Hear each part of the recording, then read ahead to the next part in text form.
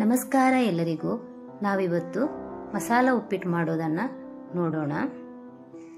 ತುಂಬ ರುಚಿಯಾಗಿರುತ್ತೆ. ಮೊದಲಿಗೆ ಅರ್ಧ ಕಪ್ಪಷ್ಟು ತೆಂಗಿನ ತುರಿ ಇರಲಿಲ್ಲ, ತೆಂಗಿನಕಾಯಿಯನ್ನು ಕಟ್ ಮಾಡಿಟ್ಟಿದ್ದೀನಿ. ಕೊತ್ತಂಬರಿ ಸೊಪ್ಪು ಸ್ವಲ್ಪ, 2 ಹಸಿಮೆಣಸಿನಕಾಯಿ, ಚಕ್ಕೆ, ಲವಂಗ ಮತ್ತು ಕರಿಬೇವಿನ ಸೊಪ್ಪು, ಅರ್ಧ ಚಮಚ ಕಡಲೆಬೇಳೆ, ಅರ್ಧ ಚಮಚ ಉದ್ದಿನ ಬೇಳೆ, ಅರ್ಧ ಚಮಚ ಸಾಸಿವೆ, ಸ್ವಲ್ಪ ಕರಿಬೇವಿನ ಸೊಪ್ಪನ್ನು ಕಟ್ ಮಾಡಿಟ್ಕೊಳ್ಳೋಣ, ಸ್ವಲ್ಪ ನೆಲಕಡಲೆ ಮತ್ತು ಉಪ್ಪಿಟ್ಟಿಗೆ ಹಾಕುವಂಥ ರವೆ ಒಂದು ಅರ್ಧ ಕಪ್ಪಷ್ಟು. ಒಂದು ಮಿಕ್ಸಿ ಜಾರ್ ತಗೊಂಡು ಅದಕ್ಕೆ ತೆಂಗಿನಕಾಯಿ ಮತ್ತು ಹಸಿಮೆಣಸಿನಕಾಯಿ, ಕೊತ್ತಂಬರಿ ಸೊಪ್ಪು, ಚಕ್ಕೆ, ಲವಂಗ ಇವನ್ನು ಹಾಕಿ ಚೆನ್ನಾಗಿ ರುಬ್ಕೊಂಡಿಡಿ.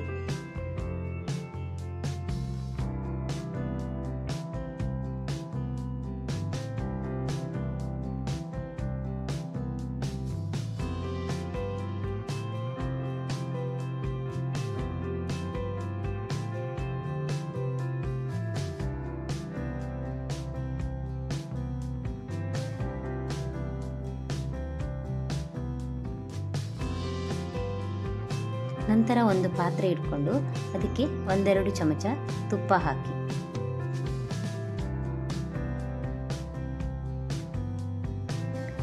ತುಪ್ಪ ಬಿಸಿಯಾದಾಗ ಅದಕ್ಕೆ ಉದ್ದಿನಬೇಳೆ, ಕಡಲೆಬೇಳೆ, ಸಾಸಿವೆ ಮತ್ತು ಕಡಲೆಕಾಳುಗಳನ್ನು ಹಾಕ್ಕೊಂಡು ಚೆನ್ನಾಗಿ ಹುರಿಯಿರಿ.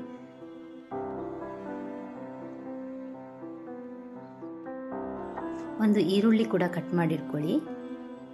ಹುರಿದಾದ್ಮೇಲೆ ಅದಕ್ಕೆ ಈರುಳ್ಳಿ ಮತ್ತು ಕರಿಬೇವಿನ ಸೊಪ್ಪನ್ನು ಹಾಕ್ಕೊಂಡು ಚೆನ್ನಾಗಿ ಹುರಿಯಿರಿ.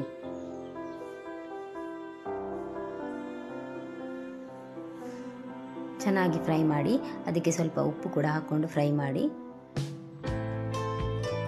ಈರುಳ್ಳಿ ಚೆನ್ನಾಗಿ ಬೆಂದ ಮೇಲೆ ಅದಕ್ಕೆ ರುಬ್ಬಿಟ್ಟ ಮಸಾಲೆ ಕೂಡ ಹಾಕೊಳ್ಳಿ.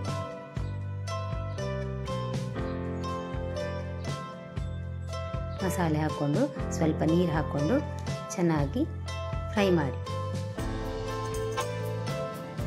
ನಂತರ ನೀವು ತೆಗೆದಿಟ್ಟ ರವೆಯ ಡಬಲ್ ನೀರು ಹಾಕ್ಕೊಳ್ಬೇಕು. 1 ಕಪ್ ರವೆ ತಗೊಂಡಿದ್ರೆ 2 ಕಪ್ ನೀರು ಹಾಕ್ಕೊಂಡು ಕುದಿಸಿ ಅದಕ್ಕೆ ರವೆನ ನಿಧಾನವಾಗಿ ಹಾಕಬೇಕು. ಒಮ್ಮೆಲೆ ಹಾಕಬೇಡಿ, ಫುಲ್ ಗಂಟಾಗಿ ಬಿಡುತ್ತೆ. ನಿಧಾನಕ್ಕೆ ಹಾಕ್ಕೊಂಡು ತಿರುಗಿಸ್ತೀವಿ. ರವೆ ಬೇಯ್ತಾ ಇರುವಾಗ ಅದಕ್ಕೆ ಕೊತ್ತಂಬರಿ ಸೊಪ್ಪನ್ನು ಹಾಕ್ಕೊಂಡು ಮಿಕ್ಸ್ ಮಾಡಿಕೊಂಡು ತೆಗೆದಿಡಿ. ನಂತರ ಒಂದು ಸಣ್ಣ ಪಾತ್ರೆ ಇಟ್ಕೊಂಡು ಅದಕ್ಕೆ ಸ್ವಲ್ಪ ತುಪ್ಪ ಹಾಕಿ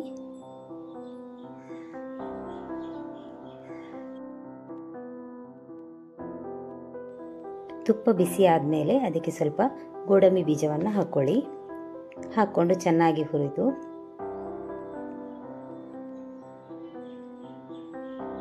ಮಾಡಿಟ್ಟಂತಹ ಉಪ್ಪಿಟ್ಟಿಗೆ ಮಿಕ್ಸ್ ಮಾಡಿಕೊಳ್ಳಿ.